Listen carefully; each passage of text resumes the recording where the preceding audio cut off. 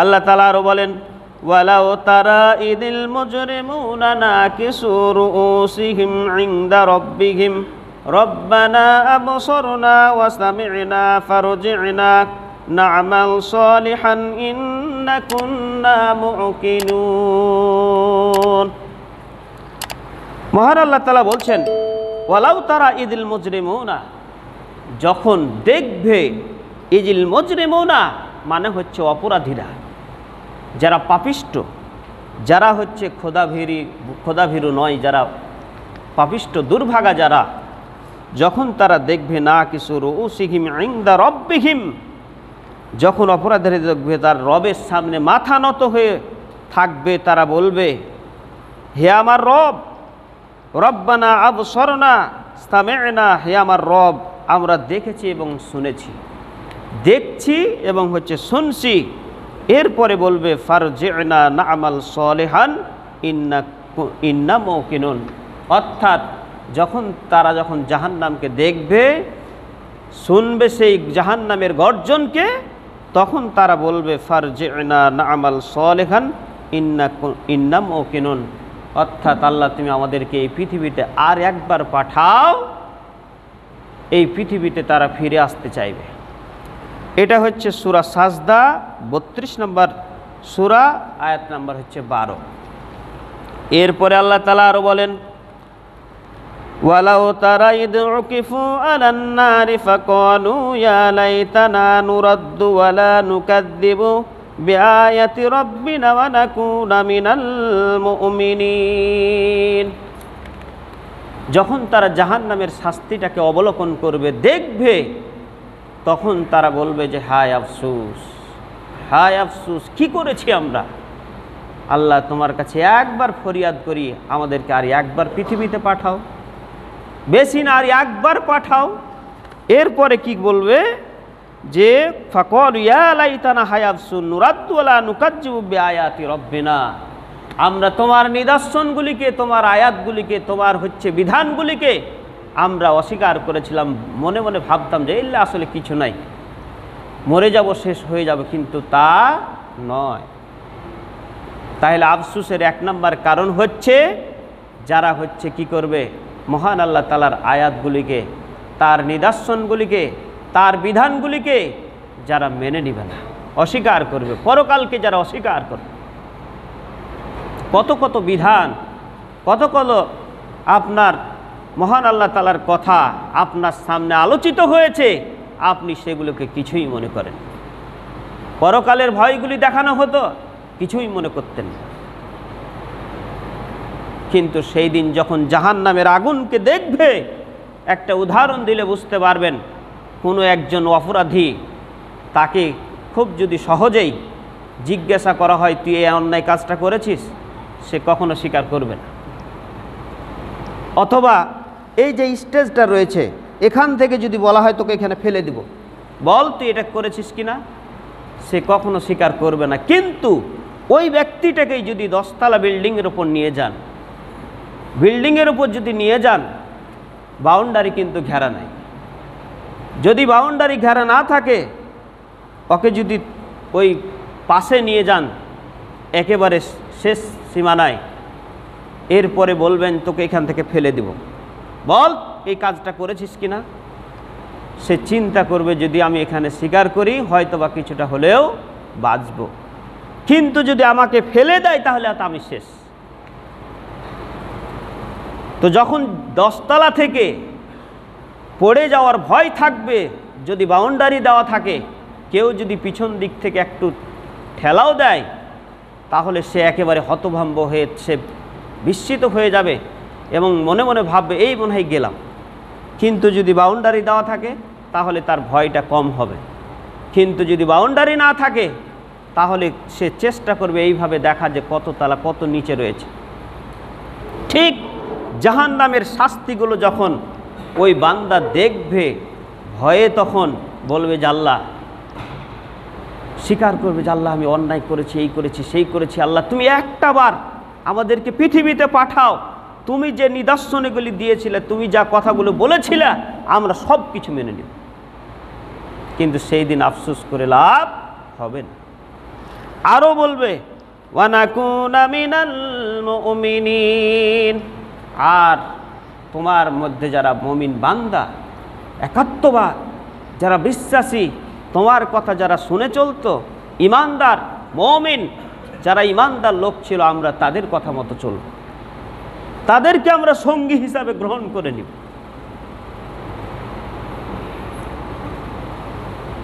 আজকে আপনার মনে হয় না ভালো ভালো যারা লোক, তাদের সাথে চলার আপনার ইচ্ছা করে না, মনে হয় যে তাদের টাকা পয়সা কম রয়েছে, তাদের সাথে চলে আবার কী লাভ।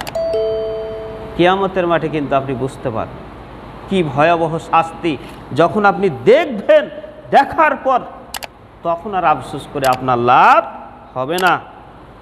ওটা হচ্ছে সূরা সাজদা 32 নম্বর সূরা, আয়াত নাম্বার 12। এখানে তাফসীর দেখলে আমরা সেটা পাবো।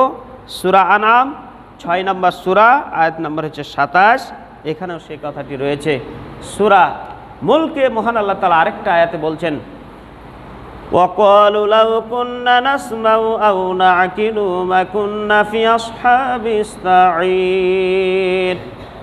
এবং আরও আফসোস করে বলবে আল্লাহ, আমরা যদি তাদের কথা শুনতাম, আমাদের সামনে কত মানুষ এসে, কত হুজুর এসে এই কথা সেই কথা ভালো ভালো কথাগুলি বলেছিল, লাউ কুন্না, যদি নাসমাউ শুনতাম, আও নাকিলু বুদ্ধি খাটাতাম, বুদ্ধি খাটিয়ে কাজ করতাম, তাহলে মা কুন্না ফি আসহাবিস সাইর, তাহলে আমরা জাহান্নামে আর থাকতাম না, এই সাইর নামক জাহান্নামে আমরা অবস্থান করতাম। সূরা মুলক এখানে সে আয়াতটি রয়েছে। কিন্তু সেই দিন আর আফসোস করে আপনার কোনো লাভ হবে না। এরপরে ইন্না আনদারনাকুম আযাবান করিবান ইয়াওমা ইয়ানদুরুল মারউ মা কদ্দামাত ইয়াদাহু ওয়া ইয়াকুলুল কাফিরু ইয়া লাইতানি কুনতু তুরাবা। এটা আমাদের অনেকেরই জানা। সূরা নাবা শেষ নম্বর আয়াত, অর্থাৎ 40 নম্বর আয়াত। সূরা নাম্বার হচ্ছে 78, সূরার নাম হচ্ছে সূরা নাবা। এখানে মহান আল্লাহ তাআলা বলছেন, ইন্না আনদারনাকুম আযাবান করিবা, আমার শাস্তি একেবারে নিকটবর্তী।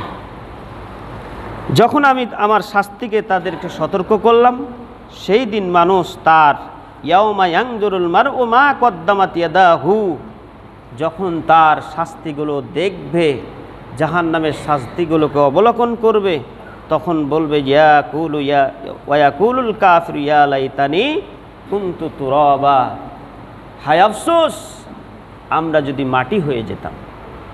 এখানে মাটি কেন হতে চাইবে?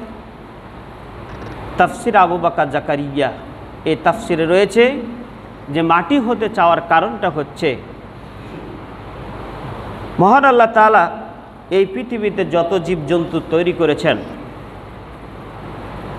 এক পশু আরেক পশুকে যদি কষ্ট দেয়, ধরেন একটা সিংওয়ালা হচ্ছে খাসি, আর একটা সিংবিহীন খাসিকে হচ্ছে শাস্তি দিল, একটা গুতা মারল, তো সেই দিন কি করবে মহান আল্লাহ তাআলা? এই পৃথিবীতে যার সিং ছিল তার সিং থাকবে না, আর যার সিং ছিল না, কিয়ামতের মাঠে আল্লাহ তাকে সিং দিবেন। দিয়া হচ্ছে যতটুকু তাকে এই পৃথিবীতে শাস্তি দিয়েছিল, মহান আল্লাহ তাআলা সেই শাস্তিটাকে বরাবর করে দিবেন, অর্থাৎ সমান করে দিবেন। বলবেন যে তোমাকে যে শাস্তিটা দিয়েছিল তুমি তাকে সেই শাস্তিটা দিয়ে দাও। এরপরে মহান আল্লাহ তাআলা বলবেন যে ঠিক আছে, তোমরা সব যত পশু পাখি রয়েছে, গাছগাছরা রয়েছে, সবকে মহান আল্লাহ তাআলা মাটিতে পরিণত করে দিবেন। সুবহানাল্লাহ। কেন করবেন? তাদের ওই পর্যন্তই, যে যাকে শাস্তি দিয়েছে সেই শাস্তিটা নেওয়ার পর মাটিতে আল্লাহ তাআলা পরিণত করে দিবেন। তখন এই জিনিসটা দেখার পর কাফেররা বলবে যে হায় আফসোস, অর্থাৎ তাদের আর কোনো বিচার হবে না, ওইটুকুই বিচার। তখন হচ্ছে কাফেররা দুঃখ করে বলবে যে হায় আফসোস, যদি আমরা কি হতাম, ওয়ায়াকুলুল কাফিরু ইয়া লাইতানি কুনতু তুরাবা, যদি আমরা মাটি হয়ে যেতাম তাহলে আর আমাদের কোনো শাস্তি হতো না। এজন্যই তারা হচ্ছে মাটি হতে চাইবে, অন্য কোনো কারণ। সেই দিন সমতল, কোনো ভেদাভেদ থাকবে না। সেই দিন মহান আল্লাহ তাআলা পশু পাখি যত কিছু রয়েছে সবগুলোকে আল্লাহ তাআলা মাটি করে দেবে। তাদের শাস্তি হচ্ছে ওটুকুই, পৃথিবীতে যা দিয়েছিল পরকালে তা দিয়ে মহান আল্লাহ তাআলা সমান করে দেবে। কিন্তু একমাত্র মানুষের এই শাস্তির কোনো শেষ হয়, তার পরকালে আবার শাস্তির জন্য মহান আল্লাহ তাআলা সব কিছু নির্ধারণ করে রেখেছেন। আর জাহান্নামটা তৈরি করেছেন জিন এবং হচ্ছে মানুষের জন্য। কেন করলেন আল্লাহ তাআলা? করলেন এ কারণেই আল্লাহ আপনাকে একটা বিবেক দিয়েছেন, বুদ্ধি দিয়েছেন। আল্লাহ তাআলা বলছেন সূরা আরাফ, সেখানে বলছেন ওয়ালাকাদ জারা'না লি জাহান্নামা কাসীরাম মিনাল জিন্নি ওয়াল ইনস লাহুম কুলুবুন লা ইয়াফকাহুনা বিহা ওয়া লাহুম আযানুন লা ইয়াসমাউনা বিহা। মহান আল্লাহ তাআলা বলছেন যে আমি জাহান্নামকে তৈরি করেছি জিন এবং মানুষের জন্য। এরপরে বলছেন লাহুম কুলুবুন লা ইয়াফকাহুনা বিহা, তোমাকে আমি অন্তর দিয়েছি, সেই অন্তর দ্বারা ভালো জিনিসটা তুমি অবলোকন করেছিল কিনা, যাচাই বাছাই করেছি কিনা, যা সামনে এসেছে সেটাই করেছে কি, এজন্য আল্লাহ তাআলা জাহান্নাম তৈরি করেছেন। এরপরে চোখের কথা রয়েছে, এরপরে কানের কথা রয়েছে। চোখ দিয়েছি ভালো জিনিসটা দেখছো কিনা, কান দিয়েছি তুমি ভালো জিনিসটা শুনছো কিনা। আল্লাহ তাআলা বলছেন যে এই জিনিসটা তোমরা বিবেক খাটাও না। এরপরে বলছেন তোমরা হচ্ছে চতুষ্পদ জন্তু বালহুম আজাল, এর চেয়েও তোমরা হচ্ছে খারাপ। মানুষ ভালো জিনিসটা দেখে না।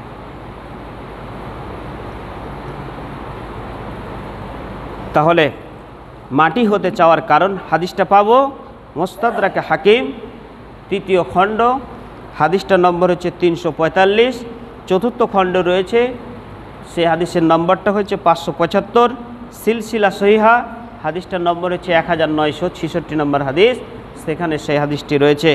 তাহলে আমরা বুঝলাম যে মাটি হতে চাওয়ার কারণটা হচ্ছে তাদের শাস্তিটা যখন কম দেখবে তখনই তারা মাটি হতে চাইবে, কিন্তু কোনো আফসোস করে কোনো লাভ হবে না। এরপরে আল্লাহ তাআলা আরও বলেন ওয়াজিআ ইয়াওমাইদিন বিজাহান্নামা ইয়াওমাইদিন ইয়াতাযাক্কারুল ইনসানু ওয়া আন্না লাহুদ যিকরা ইয়াকুলু ইয়া লাইতানি কদ্দামতু লিহায়াতি ফায়াওমাইদিন লা ইউআযযিবু আযাবাহু আহাদ ওয়া লা ইউসিকু ওয়াসাকাহু আহাদ। এখানে মহান আল্লাহ তাআলা বলছেন ওয়াজিআ ইয়াওমাইদিন বিজাহান্নামা, সেই দিন উপস্থিত করা হবে, ইয়াওমাইদিন সেই দিন বিজাহান্নামা, জাহান্নামকে তাদের সামনে উপস্থিত করা হবে। এরপরে বলা হবে ইয়াওমাইদিন ইয়াতাযাক্কারুল ইনসানু ওয়া আন্না লাহুদ যিকরা, মানুষও সেই দিন স্মরণ করবে কিন্তু সেই স্মরণে কোনো কাজ হবে না। এরপরে বলছেন ইয়াকুলু ইয়া লাইতানি কদ্দামতু লিহায়াতি, সে বলবে হায় আফসোস আমি যদি আমার আগে কিছু পাঠাতাম।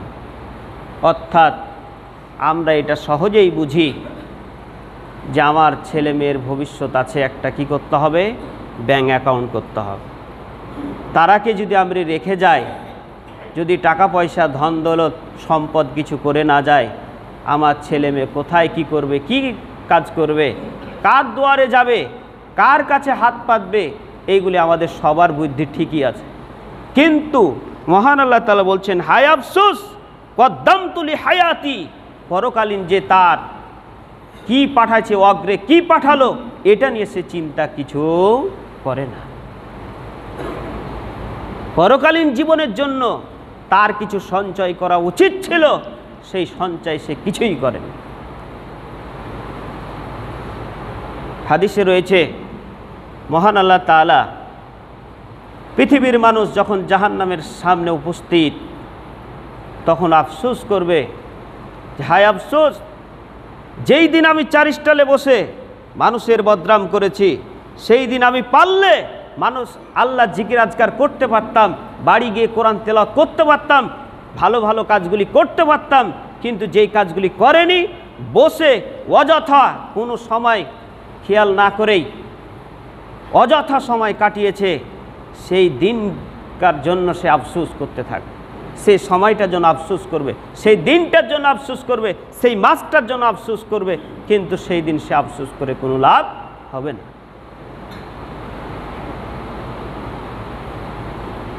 নবী করিম সাল্লাল্লাহু আলাইহি সাল্লাম বলছেন, তুমি 5টা জিনিস হওয়ার আগেই তুমি 5টা জিনিসকে প্রাধান্য দাও, মূল্যায়ন করো।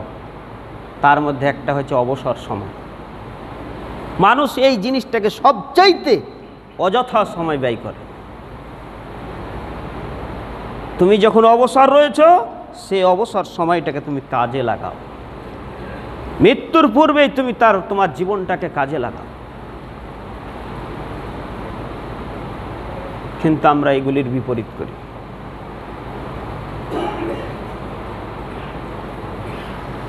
তাই মহান আল্লাহ তাআলা আরো বলছেন, ফায়াউমা ইদিল্লা ইউআযযিবু আযাবাহু আহাদ।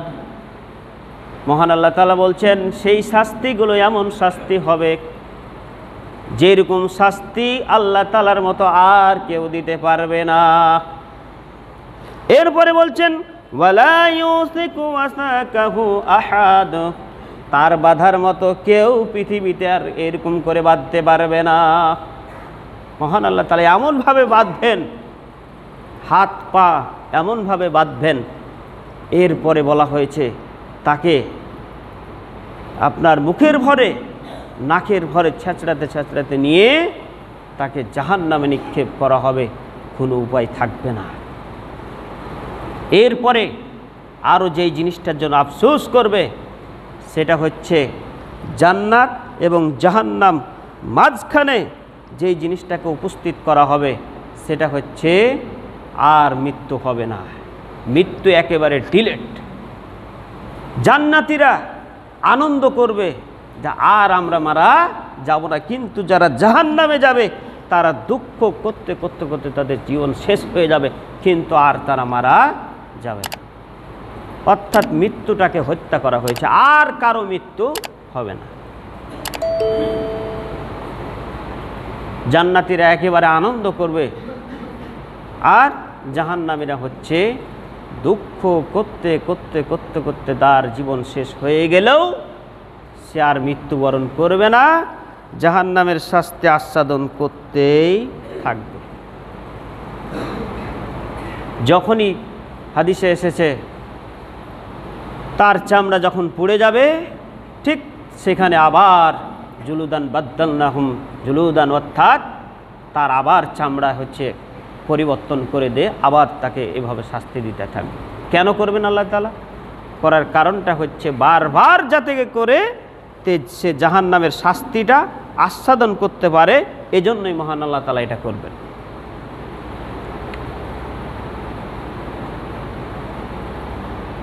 আরও অনেকগুলো বিষয় রয়েছে। আরও যে বিষয়টির জন্য মানুষ আফসোস করবে সেটা হচ্ছে শিরক।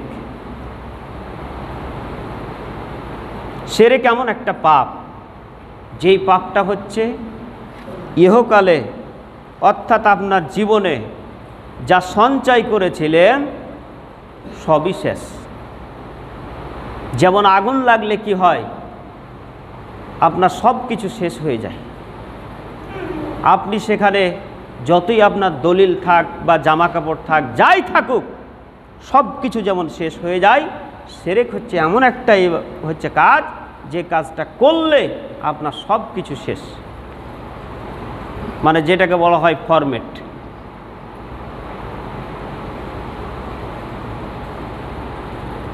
তো শিরক এমন একটা ইবাদত, এমন একটা কাজ মানুষ করে, যে কাজটা হচ্ছে মানুষ করছে কিন্তু সেটা খারাপ মনে করে করে না। এবং শিরক মহান আল্লাহ তাআলা সবচেয়ে বেশি আপনার উপর রাগান্বিত হয়ে যান। শিরক ছাড়া আপনার যতই গুনাহ থাক মহান আল্লাহ তাআলা মাফ করে দেবেন, কিন্তু শিরকের গুনাহ আল্লাহ তাআলা মাফ করবেন না।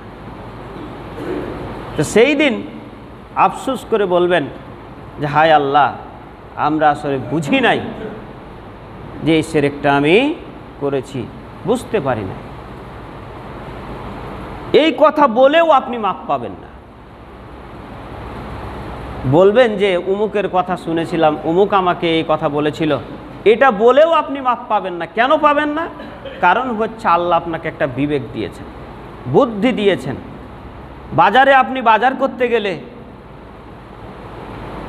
বিভিন্ন জন মাছের দোকানদার, তারপরে হচ্ছে গোস্তের দোকানগুলোতে ডাকতেই থাকে যে আসেন আসেন আসেন, আমার দোকানে ভালো। আপনি কি সব দোকানে যান? চেষ্টা করেন কোনটার মাংসটা ভালো, কার মাংসটা ভালো, এরপরে আবার দেখেন কার ওজনটা ঠিকঠাক দেয়, কোন লোকটা ভালো। এই সব কিছু যাচাই বাছাই করেই কিন্তু আপনি মাছ বা হচ্ছে গোস্ত ক্রয় করেন। পটল কিনতে গেলেও দেখেন যে কার পটলটা ভালো, দেখতে সুন্দর কাঠটা, অথচ দিন ধর্ম পালন করতে গিয়ে আপনাকে এটা দেখতে হবে না? বিবেক খাটাবেন না আপনি? যেটা আপনার আখেরাত, ভালো মন্দ আপনার যাচাই বাছাই হবে, আখেরাত আপনার নির্ধারিত হবে, সেটার ক্ষেত্রে আপনি পৃথিবীতে যদি একটা পচা পেয়ারাও খান বা হচ্ছে একটু পচা রয়েছে, সেটা খেলে আপনার জীবন কিন্তু শেষ হয়ে যাবে না। কিন্তু সেরে কেমন একটা কাজ, যেই কাজটা করলে আপনার যা সঞ্চয় ছিল সব কিছু শেষ। নবী করিম সাল্লাল্লাহু আলাইহি সাল্লাম বলছেন, তোমাকে যদি কি করা হয়, জ্বালিয়ে দেওয়া হয়, পুড়িয়ে দেওয়া হয়, তোমাকে দেশান্তর করা হয়, দেশ থেকে অন্য দেশে তোমাকে বাধ্য করা হয়, তবুও তুমি শিরক করিও না আল্লাহর সাথে।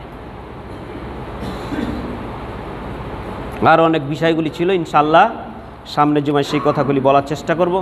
আজকে আমাদের এই কথাগুলি থেকে এটাই শিক্ষা যে আমরা চেষ্টা করব এই ইহকালেই, এই দুনিয়াতেই, পরকালে যায় যেন আমাদেরকে আফসোস করতে না হয়। মৃত্যুবরণ করতেই হবে সকলকে, জীবন আছে, মরতে হবে। কবে হবে এটা কিন্তু নির্ধারিত আমার আপনার কারণে। নবী করিম সাল্লাল্লাহু আলাইহি সাল্লাম বলছেন, ওই ব্যক্তি হচ্ছে সবচেয়ে বুদ্ধিমান ব্যক্তি যে হচ্ছে মৃত্যুবরণ করতে হবে এবং মৃত্যুর জন্য আগাম প্রস্তুতি নিতে পারে। এই হচ্ছে আমার উম্মতের মধ্যে সবচেয়ে বুদ্ধিমান ব্যক্তি। আমি আপনি কতটুকু মৃত্যুর জন্য প্রস্তুতি নিয়েছি? যদি আমার পরকাল যদি সুখময় করতে চাই, ভালো করতে চাই, তাহলে আমাদেরকে পরকালে গিয়ে আফসোস না করে এই পৃথিবীতে আফসোস এর জন্য যদি না করতে হয়, সে আগাম প্রস্তুতিগুলো যেন আমরা গ্রহণ করতে পারি, ভালো ভালো যে কাজগুলি করতে পারি। নবী করিম সাল্লাল্লাহু আলাইহি সাল্লাম এবং আল্লাহ তাআলা যে কথাগুলি বলেছেন, যে আদেশগুলি দিয়েছেন, যেগুলি নিষেধ করেছেন, সেই বিধান মোতাবেক, রাসূলের নির্দেশনা মোতাবেক ভালো ভালো লোকদের সাথে আমরা উঠা বসা করার চেষ্টা করব। আল্লাহ যেন আমাদেরকে উক্ত কথা এবং কাজগুলি আমাদের সকলের জন্য আল্লাহ সহজ করে দেন। আমরা সবাই বলি আল্লাহুম্মা আমিন।